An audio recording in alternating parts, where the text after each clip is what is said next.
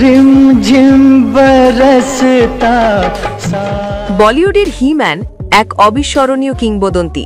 ধর্মেন্দ্র এখন আমাদের মধ্যে নেই। ধর্মেন্দ্র, যার আসল নাম ধর্মেন্দ্র কুমার, 1960 সালে বলিউডে আত্মপ্রকাশ করেন। রোম্যান্টিক নায়ক থেকে অ্যাকশন হিরো, প্রতিটি রূপেই দর্শককে মুগ্ধ করেছেন তিনি।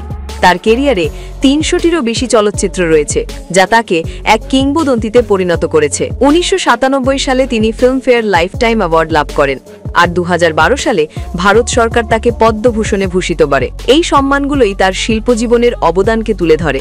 ধর্মেন্দ্র রেখে গেছেন স্ত্রী হেমা মালিনী, তার প্রথম স্ত্রী প্রকাশ কৌর এবং সন্তানরা সানি দেউল, ববি দেউল, এশা দেউল ও অহনা দেউল। পরিবার এবং ভক্তদের জন্য এই ক্ষতি সত্যি অকল্পনীয়। তার শেষ দেখা গিয়েছিল 2024 সালে মুক্তিপ্রাপ্ত ছবি তেরি বাতোं में আয়েশা উলঝা জিয়াতে।